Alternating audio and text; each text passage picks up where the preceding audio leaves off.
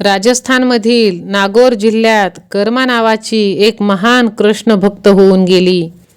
तिला मारवाडची मीरा असंही म्हटलं जातं.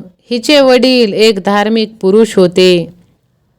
सकाळी उठल्यावर देवाला प्यायला पाणी दिल्याशिवाय ते स्वतः पाण्याचा थेंबही घेत नसत. त्यामुळे कर्माला घरातूनच भक्तिभावाचे संस्कार मिळाले. या कर्माच्या खिचडीची एक रंजक कथा. एकदा कर्माचे आई वडील कार्तिक पौर्णिमेचं स्नान करण्यासाठी म्हणून पुष्करला जायला निघाले. कर्माही त्यांच्याबरोबर जाणार होती, पण मग देवाला नैवेद्य कोण दाखविणार, त्यामुळे कर्मा घरीच राहिली. आई वडिलांच्या अनुपस्थितीत देवाला नैवेद्य दाखवण्याची जबाबदारी कर्माकडे सोपविण्यात आली. त्यांनी जाताना मुलीला सांगितलं की आधी देवाला नैवेद्य दाखवून मगच तू जेवत जा. कर्माने आनंदाने ही जबाबदारी स्वीकारली. तिचे आई वडील तीर्थयात्रेला गेले आणि कर्माने इकडे सकाळी आंघोळ करून बाजरीची खिचडी केली. त्यात तिने भरपूर तूप घातलं आणि देवाच्या मूर्तीच्या पुढ्यात ती खिचडी घेऊन आली. तिने देवासमोर थाळी ठेवली आणि हात जोडून म्हणाली की भूक लागल्यावर तुम्ही खाऊन घ्या भगवान, तोपर्यंत मी बाकीची कामे आटोपून घेते. असं म्हणून ती तिची कामे करू लागली.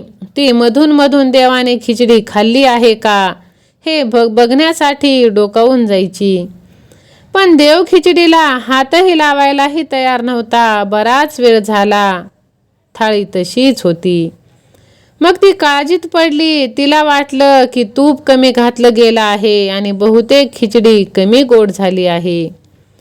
म्हणून मग तिने खिचडीत अजून तूप आणि गूळ घातलं आणि तिथेच बसून राहिली. देवाला म्हणाली की मला निरनिराळ्या चवीचे पदार्थ करता येत नाहीत आणि अगदी व्यवस्थित पूजा अर्चाही करता येत नाही. मला ही खिचडी आणि साधी पोळी भाजी एवढंच बनवता येतं. तेव्हा तुम्हाला काही दिवस हेच गोड मानून खावं लागेल. पण तरीही देव काही खिचडी खाईना. तेव्हा ती म्हणाली की रोज तर बाबा खाऊ घालतात तेव्हा जेवता, मग आज का नाही जेवत आहात? हे बघा, तुम्ही खाऊन घ्या. आई बाबा पुष्करला स्नान करण्यासाठी गेले आहेत आणि तुम्हाला जेवू घालण्याची जबाबदारी मला दिली आहे. तेव्हा तुम्ही जेवल्यावरच मी जेवणार आहे. पण तरीही देव आले नाहीत. मग कर्मा तक्रार करू लागली. ती म्हणाली की आई बाबा जेव्हा जेवू घालतात तेव्हा तुम्ही लगेच जेवून घेता. मग आज इतका उशीर का करत आहात? स्वतःही उपाशी आहात आणि मलाही उपाशी ठेवत आहात. तिने एवढं म्हणूनही देव काही आले नाहीत. पुढे ती म्हणाली, तुम्हाला माझ्या हाताची खिचडीच खावी लागेल. आई बाबांना यायला बरेच दिवस लागणार आहेत. तुम्ही जेवून घ्या, नाहीतर मीही उपाशीच राहीन.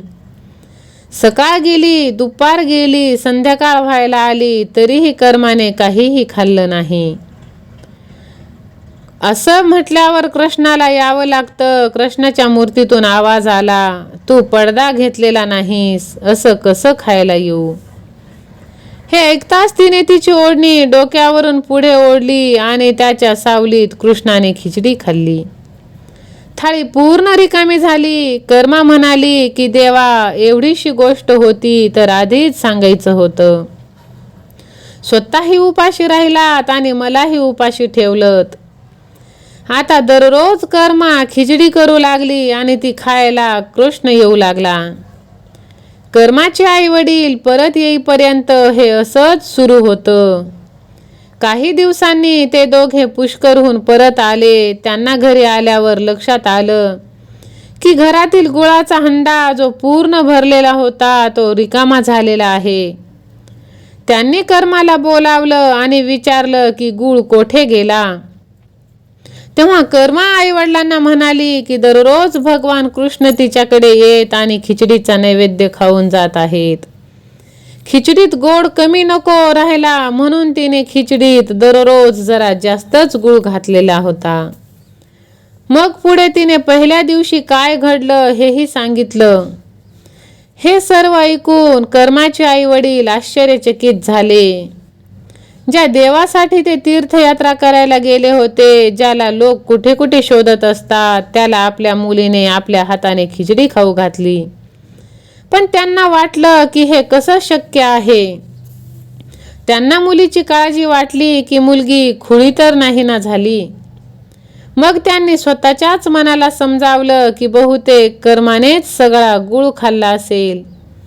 यावर कर्मा म्हणाली की तुमचा विश्वास नसेल तर उद्या बघा, मी स्वतः देवाला नैवेद्य दाखवीन.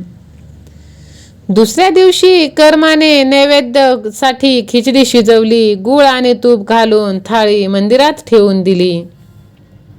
ओढणीने पडदा केला आणि प्रार्थना केली की देवा, माझ्या प्रामाणिकपणाचे रक्षण करणे हे आता तुझ्याच हातात आहे. कर्माची आर्त हाक ऐकून कृष्ण खिचडी खायला आले. तिचे आई वडील समोरचे दृश्य बघतच बसले. त्यानंतर देवाची सेवा करण्याचं, नैवेद्य दाखवण्याचं काम कर्माकडेच आलं आणि तीही हे आनंदाने करू लागली. रोज सकाळी लवकर उठून प्रेमाने देवाला नैवेद्य ती दाखवायची आणि देवाची पूजा करायची, देवाचे नामस्मरण करायची. देवाला प्रेमाने नैवेद्य दाखवण्याची आता ती दिनचर्याच झाली होती. पुढे तिचे आई वडील देवाघरी गेले. कर्मा एकटी पडली. तिचं घरातही मन रमेना. मग तिने तिची कृष्णाची मूर्ती घेतली आणि तीर्थयात्रेला निघाली. यात्रा करत करत ती जगन्नाथपुरी येथे आली. आता यापुढे इथेच राहावं असं तिने ठरवलं. तिने तिथे एक छोटी झोपडी बांधली आणि तिथेच राहू लागली. जगन्नाथपुरी येथेही तिचा नित्यक्रम तसाच सुरू राहिला. सकाळी लवकर उठून भगवान कृष्णासाठी प्रेमाने खिचडी करायची, त्याचा नैवेद्य दाखवायची. थोड्या वेळाने कृष्ण खिचडी खायला येत आणि थाळी पूर्ण स्वच्छ होऊन जायची. मग त्यानंतर कर्मा आपली दिनचर्या पुढे न्यायची.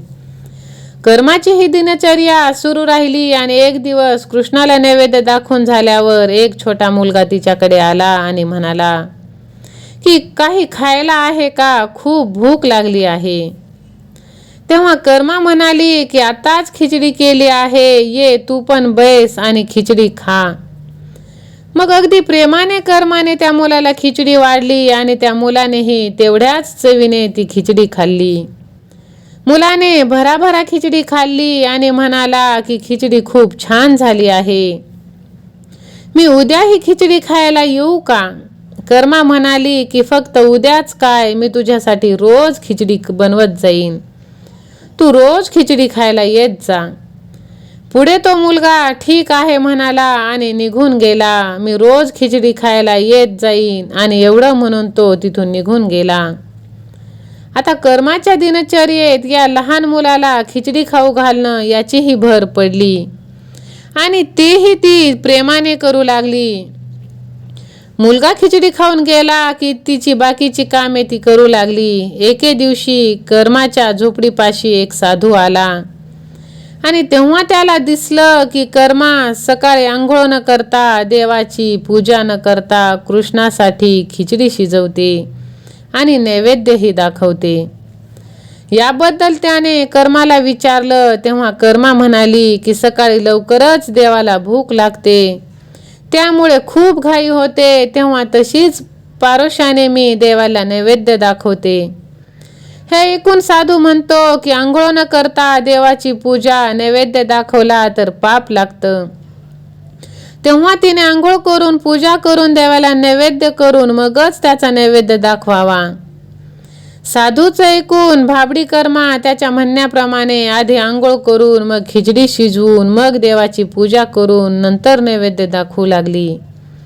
ह्या सगळ्यामध्ये तिचा बराच वेळ जाऊ लागला आणि त्यात तो छोटा मुलगा मात्र नेहमीच्याच वेळेला तिच्याकडे खिचडी खायला यायचा. आल्या आल्या म्हणायचा की ताई, खूप भूक लागली आहे, मला खिचडी खायला दे, लवकर कर, लवकर दे. तेव्हा ती म्हणायची थांब बाळा, आत्ता खिचडी देते, थोडा वेळ थांब. मग कर्मा कृष्णाला नैवेद्य दाखवून त्या मुलाला खिचडी खायला द्यायची. मुलगा भराभरा खिचडी खायचा आणि तोंड हात स्वच्छ न करताच तिथून पळून जायचा. हे असं कित्येक दिवस चालू होतं.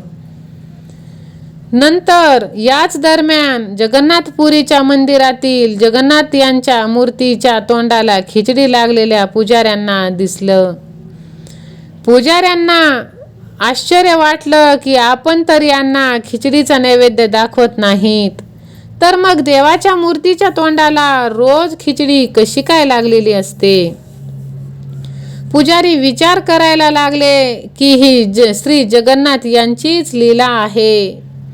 हे कुठेतरी जाऊन रोज खिचडी खाऊन येत असणार. मग ते जगन्नाथ यांच्या मनातल्या मनात विचार करू लागले की रोज कुठे जाऊन खिचडी खाऊन येतात हे जरा आम्हालाही सांगा. हे पुजारी स्वतः मोठे कृष्ण भक्त होते. पुजाऱ्यांनी प्रश्न केल्याच्या रात्रीच जगन्नाथ स्वतः त्या पुजारी महोदयांच्या स्वप्नात गेले आणि म्हणाले की माझी कर्माबाई नावाची एक भक्त आहे, इथे जगन्नाथपुरी येथेच राहते. रोज सकाळी सकाळी बाजरीची खिचडी करते आणि अतिशय प्रेमाने मला नैवेद्य दाखवते. मी ही रोज सकाळी लवकर तिच्याकडे खिचडी खायला जातो. मला तिच्या हातची खिचडी फार आवडते. पण काही दिवसापूर्वी तिच्याकडे एक साधू गेला आणि त्याने तिला आंघोळ करून पूजा अर्चा करून मगच नैवेद्य दाखवण्यास सांगितले. तेव्हा हल्ली ती पूजा अर्चा करून नैवेद्य दाखवल्यावरच मला खिचडी देते. या सगळ्यात खूप वेळ जातो. मला खिचडीची वाट पाहावी लागते. भुकेने होणारा त्रासही सहन करावा लागतो आणि मी जेव्हा खिचडी खातो तेव्हा मंदिरात भक्त येण्यास सुरुवात होते. त्यामुळे हल्ली मला खिचडी खाऊन यायला थोडासा उशीर होतोय. त्यामुळे मी हात तोंड न धुता उष्ट्या तोंडानेच पळत येतो. भगवान जगन्नाथ यांचं म्हणणं ऐकल्यावर दुसऱ्या दिवशी त्या पुजारी महोदयांना त्या साधूचा शोध घेतला आणि त्याला सगळी गोष्ट सांगितली. पुजाऱ्याकडून हे सगळं ऐकल्यावर साधू घाबरला आणि पळत पळत तो कर्माकडे आला आणि म्हणाला की तुम्ही पहिल्यासारखाच सकाळी सकाळी खिचडीचा नैवेद्य दाखवत जा. तुम्हाला पूजेचे कुठले नियम पाळण्याची गरज नाही. तुमची दिनचर्या पहिल्यासारखीच राहू द्या. मग कर्माने नेहमीप्रमाणे सकाळी उठल्यावर खिचडी करून त्याचा नैवेद्य दाखवत राहिली आणि अतिशय प्रेमाने त्या छोट्या मुलालाही खिचडी खाऊ घालू लागली. हा क्रम वर्षानुवर्ष चालू राहिला आणि एक दिवस कर्माबाई हे जग सोडून निघून गेली. त्या दिवशी भगवान जगन्नाथ यांच्या मूर्तीच्या डोळ्यातून निरंतर अश्रुधारा वाहताना दिसू लागल्या. सगळे पुजारी जगन्नाथपुरीचा राजा मंदिरात जमले आणि देवाकडे प्रार्थना करू लागले की आमच्याकडून कुठली चूक किंवा अपराध घडला आहे की साऱ्या जगाचा पालनकर्त्याच्या डोळ्यातून अश्रू निरंतर ढळत आहेत. त्याच दिवसाच्या रात्री श्री जगन्नाथ यांनी जगन्नाथपुरीच्या राजाच्या स्वप्नात येऊन सांगितलं की आई कर्माबाई या जगातून देहरूपाने निघून गेली आणि माझ्यात एक रूप झाली आहे. पण आता रोज सकाळी सकाळी मला खिचडी कोण खायला घालणार. दुसऱ्या दिवशी राजाने मंदिराचे आपले सगळे पुजारी तिथले संत यांच्याशी सल्लामसलत करून एक आदेश दिला की रोज सकाळी सर्वात पहिल्यांदा श्री जगन्नाथ यांना कर्माबाईच्या नावाने खिचडीचा नैवेद्य दाखवला जावा, ज्यामुळे भगवंतांना आई कर्माबाईची कमतरता कधीही जाणवणार नाही. त्यामुळे आजही भगवान जगन्नाथ यांना महाप्रसादाचा नैवेद्य दाखवण्याच्या आधी त्यांच्या बाल्यरूपासाठी त्यांना खिचडीचा नैवेद्य दाखवला जातो. याचं नाव बाळ नैवेद्य असं आहे. शेकडो वर्षानंतरही ही प्रथा जगन्नाथपुरीच्या मंदिरात जशीच्या तशी पाळली जाते. कर्माबाईची खिचडी म्हणून हा बाळ नैवेद्य त्यांना दाखवला जातो. माझ्या प्रेमळ स्वामी भक्तांनो, आजची ही कथा जर तुम्हाला आवडली असेल तर लगेच व्हिडिओला लाईक करून स्वामी सेवा आणि मी हे भक्तिमय चॅनल तुम्ही सबस्क्राईब करा. बाजूची घंटी देखील तुम्ही दाबायला विसरू नका, जेणे की सर्वप्रथम तुम्हाला स्वामींचे आशीर्वाद तुमच्यापर्यंत पोहोचतील. आणि श्री स्वामी समर्थ, जय जय स्वामी समर्थ अशी कमेंट देखील करा. सतत देवाच्या नामस्मरणामध्ये राहा. श्री स्वामी समर्थ, श्री स्वामी समर्थ, श्री स्वामी समर्थ, जय जय स्वामी समर्थ महाराज. श्री स्वामी समर्थ.